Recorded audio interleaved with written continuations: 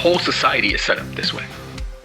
The schools, the churches, parents, I catch myself, I know this stuff like the back of my hand, and I still catch myself doing it to my children.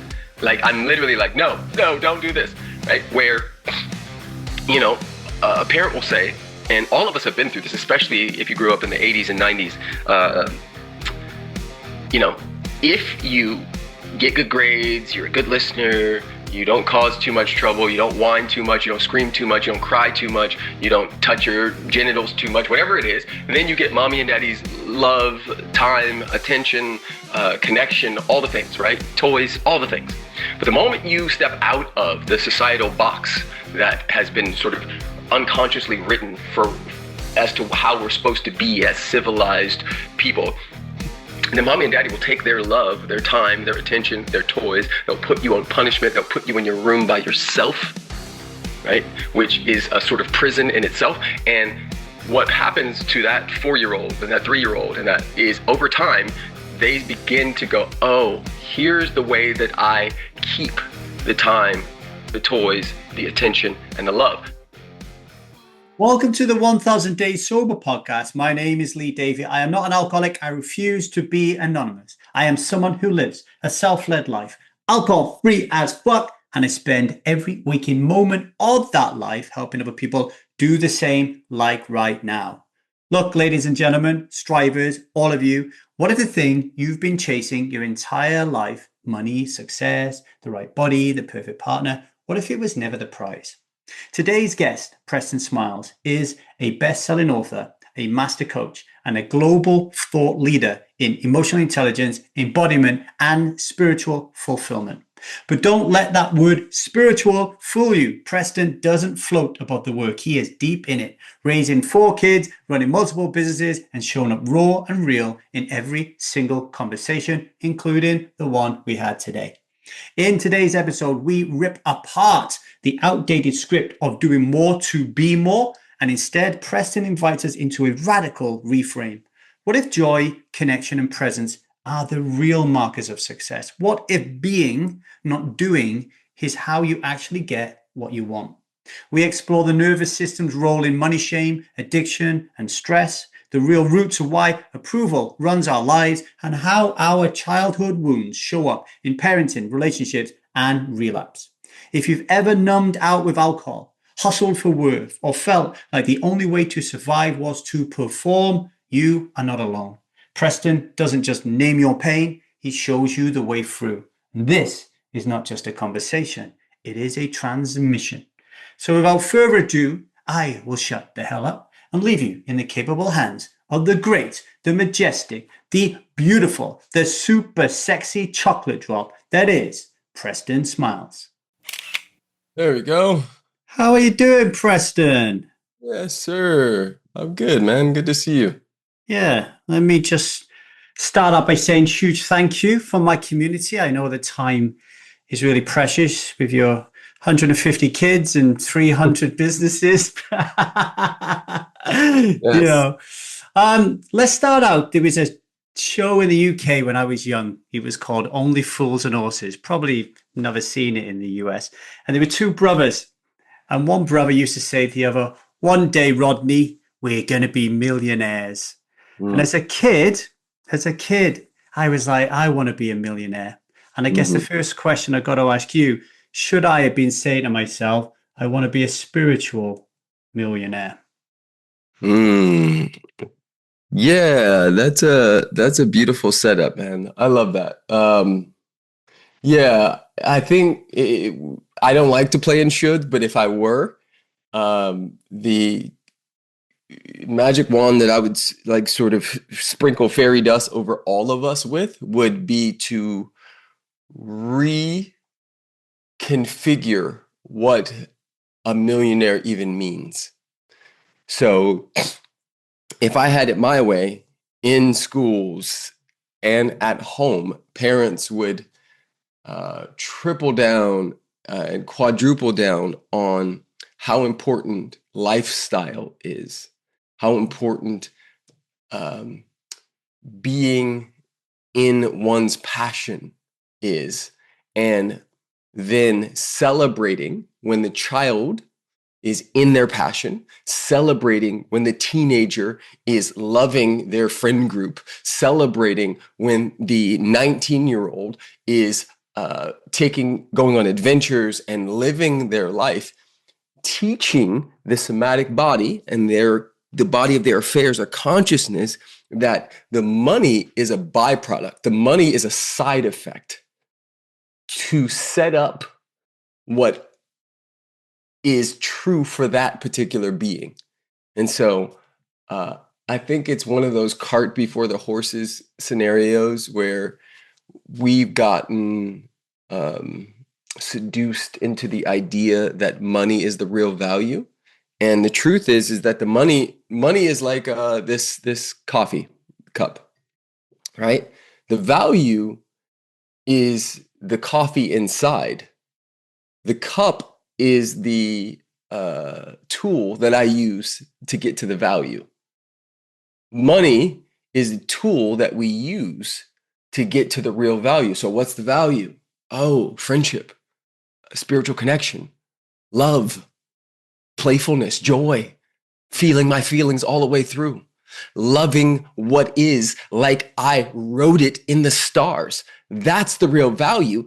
I'll use the tools to help myself remember the value. That would be the game. What comes up for me there when you're speaking is this contrast between doing and being. And last night before I went to bed, I was talking to AI and I'm like, help me become more productive tomorrow, right? I got Preston at 3. I got to smash this. I got to smash that. Set me up. So it set me up. And then I went about it this morning. I woke up. I was excited to see you. I'm on it. And then I realized at some point, Lee, you're anxious. You're rushing around. My wife said to me, Lee, will you make Zia lunch? And suddenly I felt resentment. And now I'm like, what's going on? I'm in the do.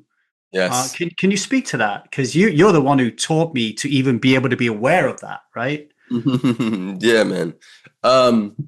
So, excuse me, I have a little bit of allergies here. So there is 3 stances that typically people take. The one that most of us have been taught is the stance of when I do, I'll do more and do better, then I'll have more. And by having more, I'll be successful, happy, content, sexy, whatever you want to call it. And the other one is, really there's 2 stances. The other one is, and the more healthy one is, when I operate and choose the consciousness and the beingness of that which I believe will make me happy, successful, etc., then from that consciousness, from, let's call it joy, right? If you have a story about ourselves, I'll be more happy and more of my joy when I have more money, when I have a better business, when I have more time to focus on getting the podcast ready, right? Well, the truth is that if I step into and assume the position of joy, no matter what, reasonless joy, or I give it a reason, then that energy imbues what my doing. And because it's so aligned and so true, my having gets laced and wrapped in this sort of golden thread of goodness. And so whatever I end up having, whether it is exactly what I wanted or sort of what I wanted or nothing like what I wanted, because I've already assumed the position of joy, I win from that point. Everything else is added, extra, and a cherry on top. If I assume the being, my being sets up my doing sets up my having. My doing part, and you'll know this anyway from the time you've experienced with me and all the containers we've been in, it really came from not feeling that I was enough when I was a child. And really, when it comes to approval, security, and control, not feeling safe in myself, and then feeling that I needed the approval of everybody else in order for me to feel like I am safe. And then I would use whatever manipulative control measures I could to do that. And this is linked to money because I would look outside of myself and I would see everybody else who's quote unquote cool, who had the shit, who had the Yes. money. And then I needed that, right? Like I had to be doing something. Like being wasn't even on my radar. Could you speak to that approval piece? Because it touches so many people in this community. Yes, yes, it's such a big piece. And as you know, that's one of the core tenements that I've been teaching for years is that there are three core desires that all humans are always looking to check off: uh, security, safety, let's call that relational security, right? Do you love me? Like, are we here together? Occupational security, will this job be here tomorrow? Financial security or safety, do I have enough money to take care of my family?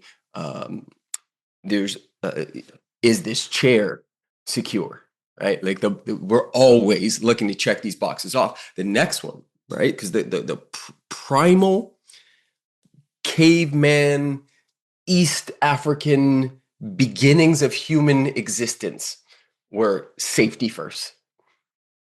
Well, if because we are social beings, all of us social beings, we need each other.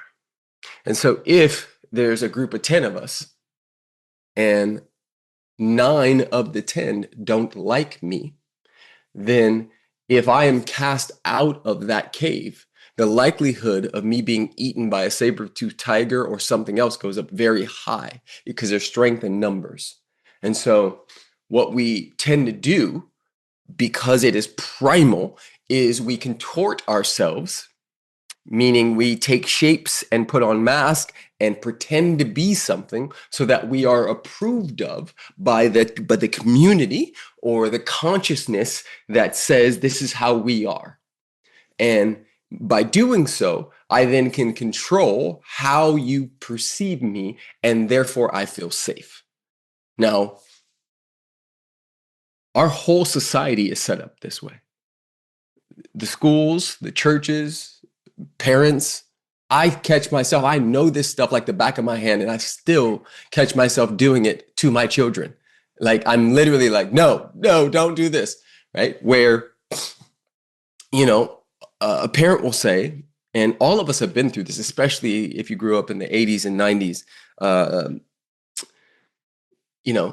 if you get good grades, you're a good listener, you don't cause too much trouble, you don't whine too much, you don't scream too much, you don't cry too much, you don't touch your genitals too much, whatever it is, then you get mommy and daddy's love, time, attention, connection, all the things, right? Toys, all the things.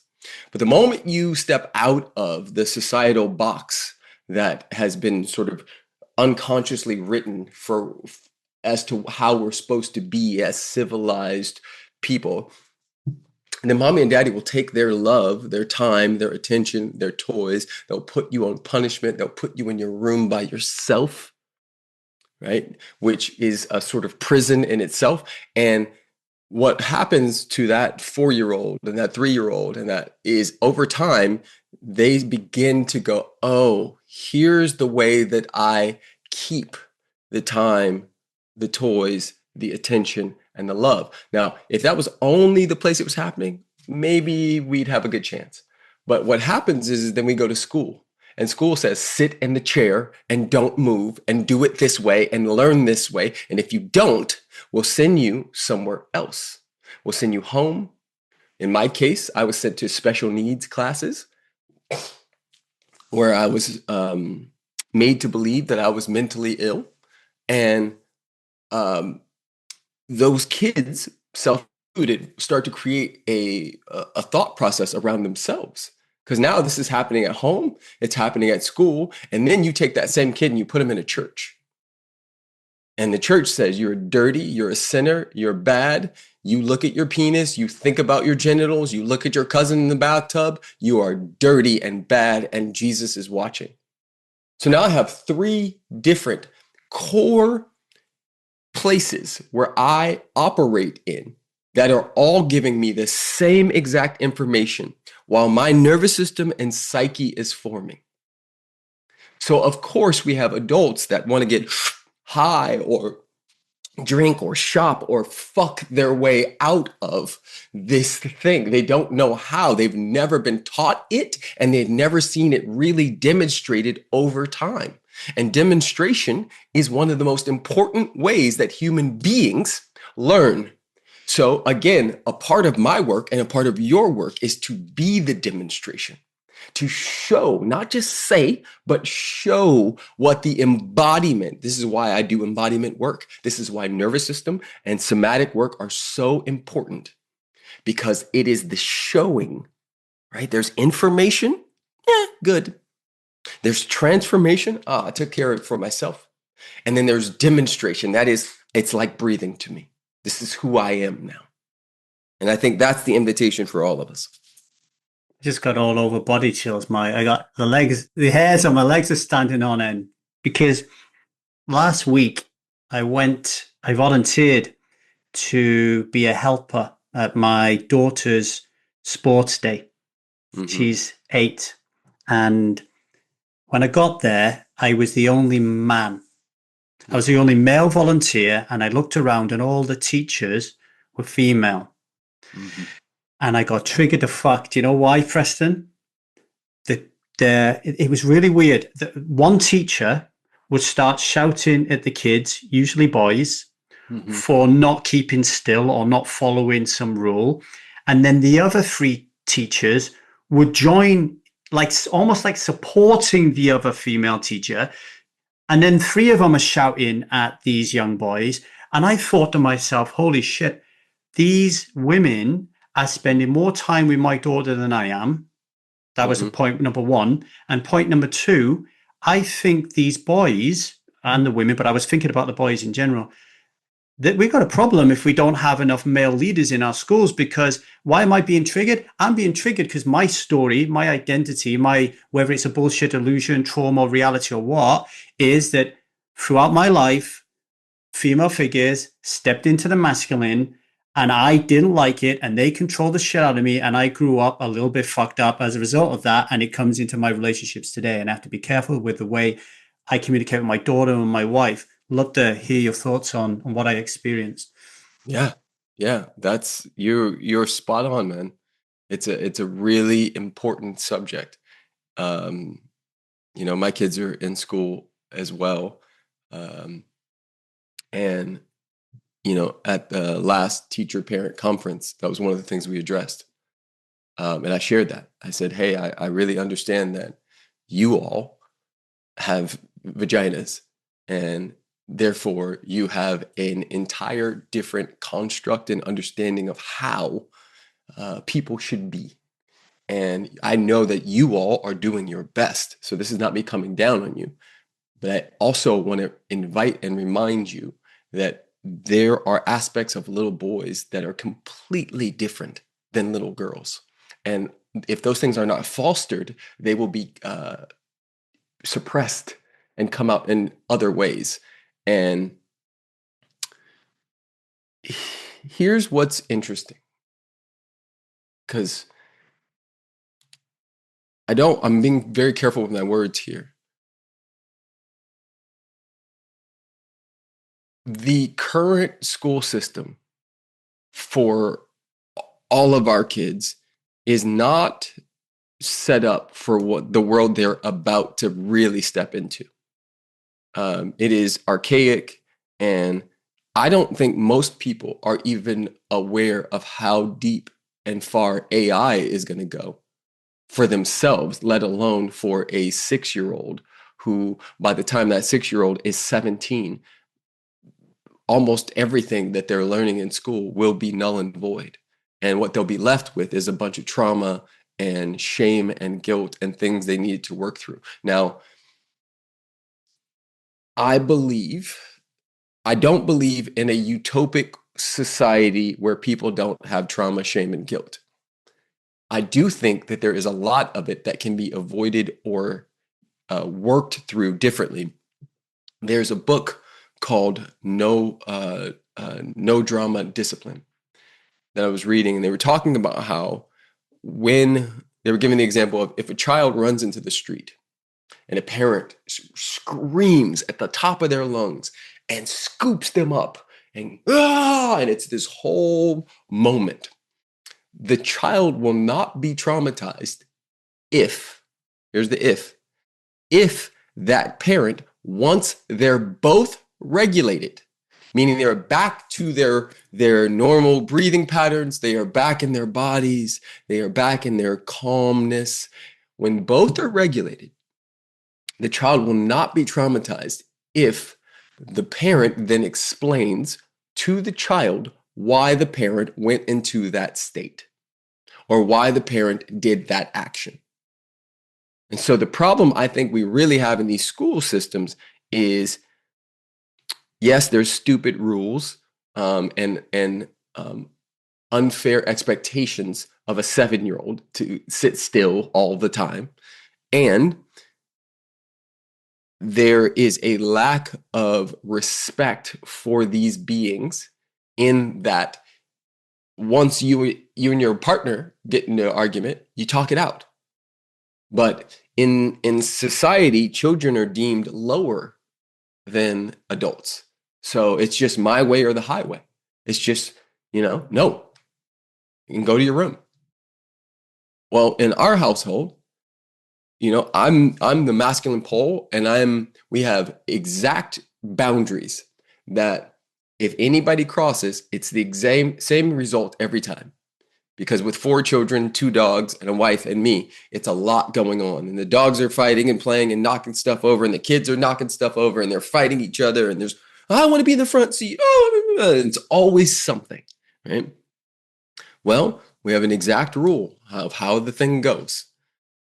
The moment you go past, daddy picks you up and removes you from the scenario. If you keep fighting, screaming, doing whatever the case may be, you go in the room or you go out in nature and daddy sits close to you while you re-regulate yourself.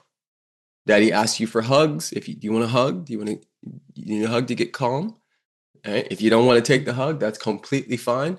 Daddy just sits in the room with you while you re-regulate and you throw your tantrum and you do the thing. If you hurt or break stuff, daddy will hold you. I'll hold you. I won't hit you, but I'll hold you. Right?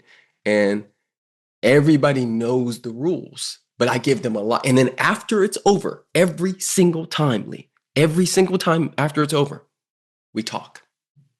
So, hey, what was going on? Well, Zizi wouldn't let me use her toy. I understand that, buddy, but tell me more. Like, what is that? Why did you feel that because she couldn't use your toy that you thought you could hit her? Well, because I was really upset from earlier. Oh, what happened? Tell me, right? And I give them an opportunity to unpack.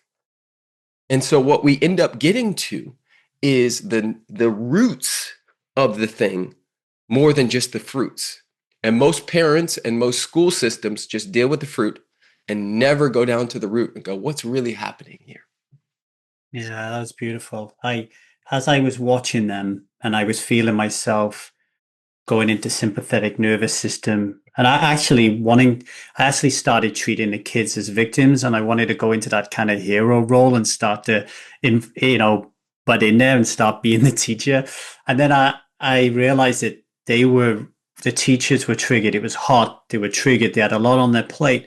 And I'm thinking, man, I wonder if there's anything in the curriculum to teach the teachers about nervous system regulation and the correct way to talk to children, because I don't know if this woman is going to have that conversation later on with the kids she just said to get to the back of the line, right? Yep. So, you touched about it, nervous system regulation. I thought about it when I was on the field with the kids.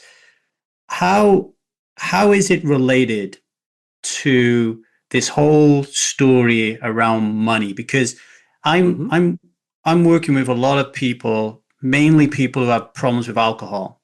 Yes. And there's a paradox here. So so horrendous, right? I'll tell you a little story to get to the point, but I was walking past Weatherspoons, which is a pub chain here in Wales, in Cardiff, in the UK, 9 o'clock in the morning. And I peeked in, and there was, at least in my little peek, at least 10 men sitting around drinking beers on their own, like all on their own little island at 9 o'clock in the morning, right? And and every time I go past there, I look and I look at the people in there, and I can tell they're working class. I can just I know I'm working class. I can tell the working class when I see the working class. And there's this paradox that they don't have any money, so it's causing huge stress and strains in their life and impacting all their relationships with their kids, with their wives.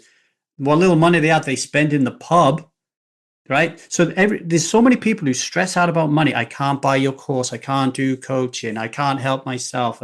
Money, money, money, money, money. Mm-hmm. And then when reading your book, there's this nervous system, the inside out game, right? Like, what's that all about? And how can you help people see what they're missing, I guess? Yeah. This is a big subject, man. Really big subject. Here's how I'll explain it. Humans are like, let's call it, it's like we're all like a bathtub. Each of us is a bathtub. And the spout is open and water is pouring out. And the water is life events, right? Big T traumas, little T traumas, car accidents, wars in Gaza, parents getting sick, fights with their partners. That's all the water coming in. That's not the issue. The issue is that the plug is jammed in. So the tub is getting fuller and fuller and fuller. All of us are like that. And there's a point, right? All humans have something called a window of tolerance. And the wider the window of tolerance, the more expansive your nervous system is to hold more life, including money, success, joy, sexual feelings, anger, everything. You are just, the wider the tolerance, the window of tolerance, the more you can hold. The problem is that as long as that bathtub has that cork in it, the window of tolerance gets smaller and smaller and smaller. And then what happens is we get to a point where something stupid, something small happens, and we snap. And some people, when they snap, go into hyper arousal, and some people go into hypo arousal. Hyper arousal, anger, vengeance, rage, benders. I'm gonna get fucked up. I'm gonna go drink. I'm gonna go smoke. I'm gonna go do some drugs. I'm gonna go fuck somebody. I'm gonna go right. I go up. Hypo arousal is where they go down, and it's sad, it's depressed, and we still, same thing. I'm going to shop, I'm going to drink, I'm going to smoke, I'm going to get rid of this, I'm going to numb myself because my window of tolerance has gotten so small.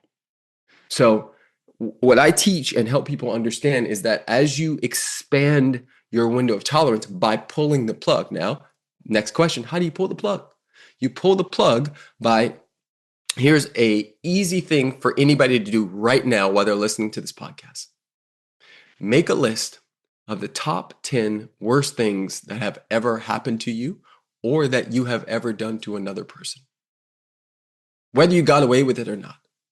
So if you cheated on your third girlfriend and she still doesn't know, but you did it with her sister, that's on the list. If you watched your little brother get hit by a car and you never actually let yourself process it, on the list. If you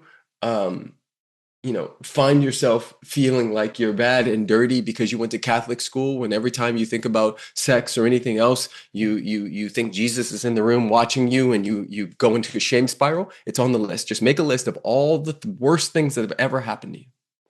And then next to each one, give yourself space. Like, take number one, give yourself space to feel it. Go there, right? Then just like acknowledge. after you acknowledge that it did happen, because a lot of people just suppress shit. You know how many people in my rooms, we do bridge experience all over the world, and we've been doing it for more than 10 years. So many people have been sexually abused or assaulted or done really messed up things that they just suppress and push down and try to forget about. And what you resist persists. And all it's doing is filling up your bathtub and shortening your window of tolerance. So how we open that window is we start to forgive. All the places you can forgive yourself, you do. If you have a secret, a really fucked up secret, you go to someone like Lee and you share the secret. You offload the shame, because the most of the trauma and shame and guilt that we've all incurred happened with other humans.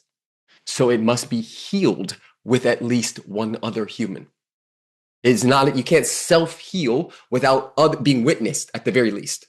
And so you find people like Lee, you find people like this group, or you find a safe person and you say, hey, 10 years ago, I did this thing that I've been hiding, right? I had a woman do this recently where she had been married 3 times. Her second husband, she cheated on multiple times. He always knew, but he couldn't put his finger on it. He never caught her. She got pregnant with the guy she was cheating on, told this guy, her husband, it was his. Then when he went to work, she got an abortion and told him she had a miscarriage. She killed the baby, but it was from cheating. He knew none of this. So she came to me and said, hey, I feel like I'm blocked when it comes to success. I said, tell me one of the worst things you've ever done. She starts telling the story. As she's telling the story, her shoulders go from here to here to here to here. Her whole face, everything changes. And I say, what are you noticing right now? She's like, I feel so light. I literally have never told anybody any of this. I just feel light. I said, beautiful. Can you forgive yourself now? Yes, I can. I said, okay, here's the next piece. Do you think it would be helpful to share with him that he wasn't wrong? She's like, oh, holy shit. I'm scared to do that, but I think it's the right thing to do. I said, fantastic. Dude, her whole life shifted because she addressed this thing. And so that's the core conversation I want everybody to be in. Worst things you've done, worst things have been done to you, offload them with safe humans. I remember when I was in the Elementum Coaching Institute, which you owned and founded, and I was working with 2 female coaches.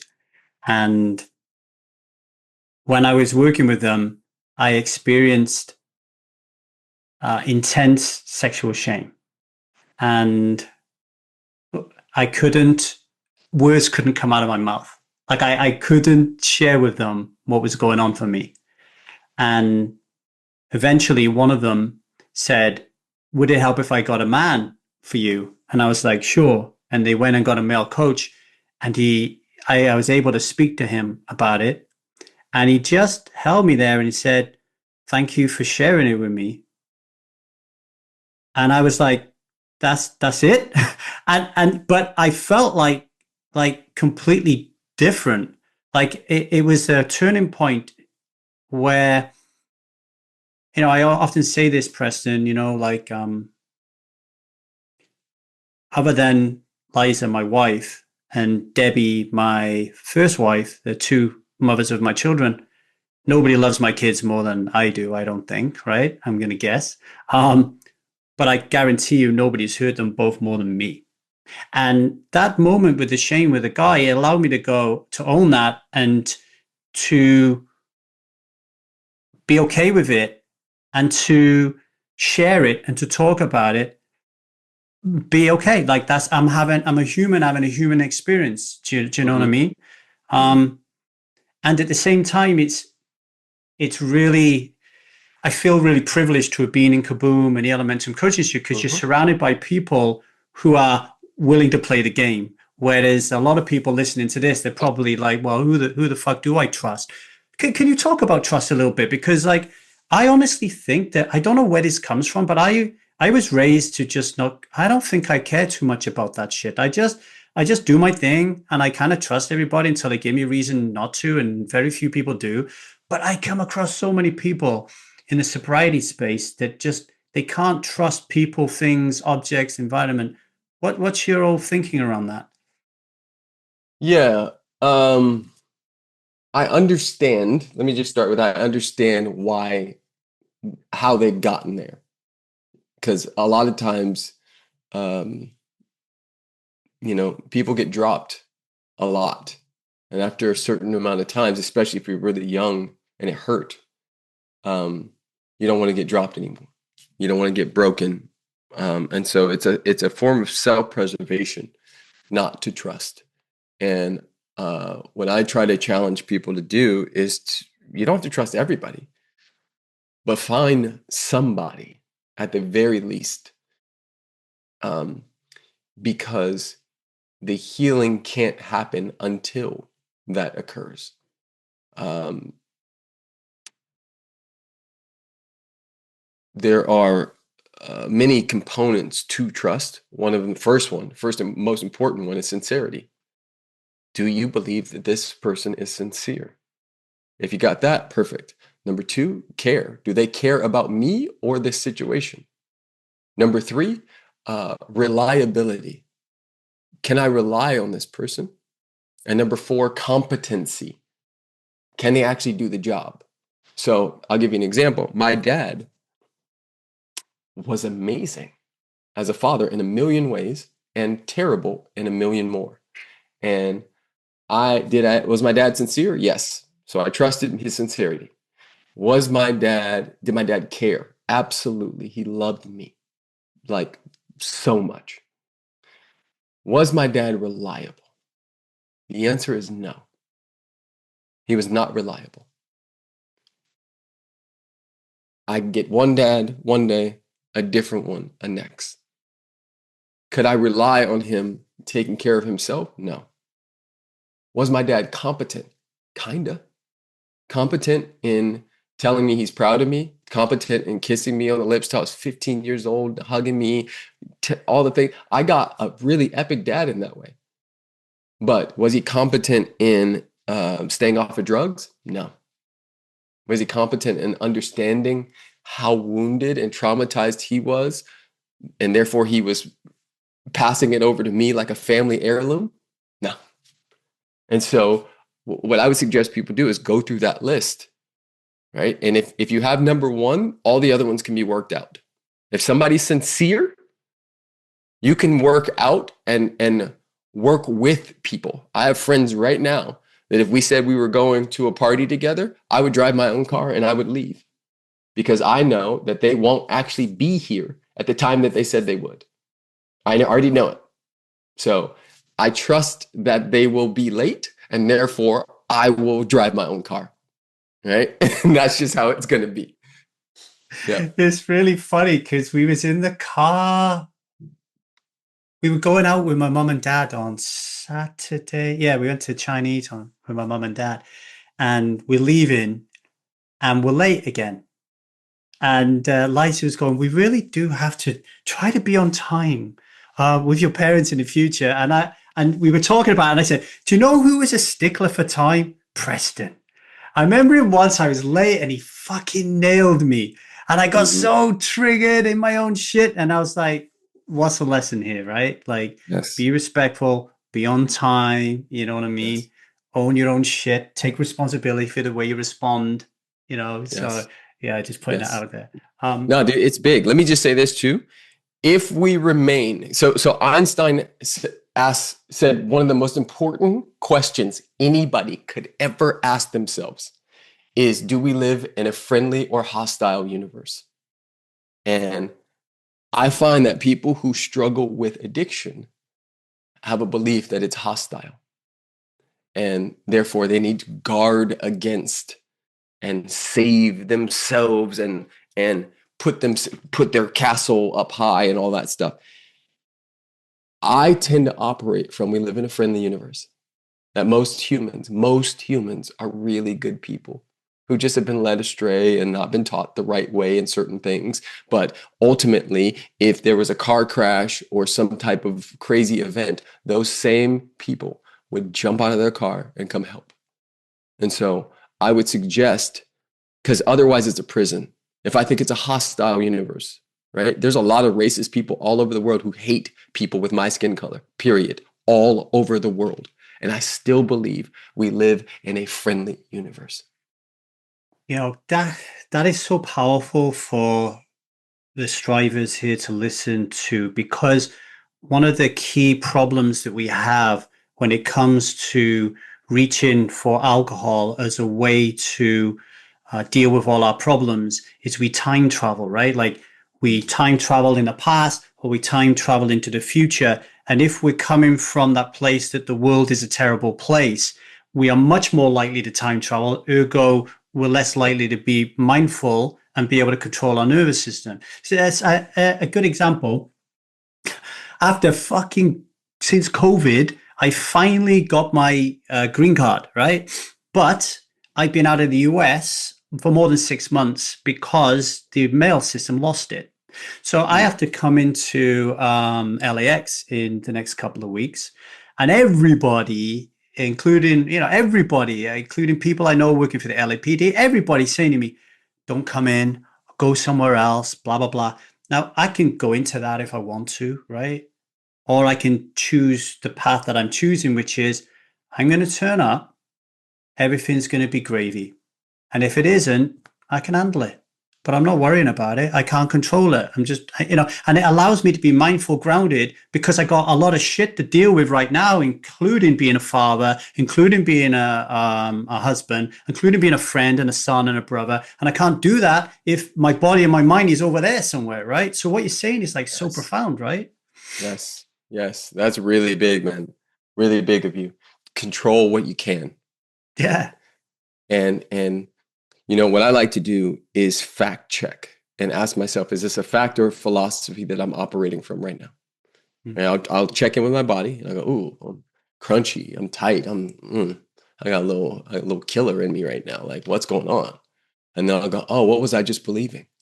What was I just thinking about? Oh, I was thinking about this, or how Trump let in the South Africans, but he's trying to get rid of all the Black and Mexican people, or whatever the case may be, right?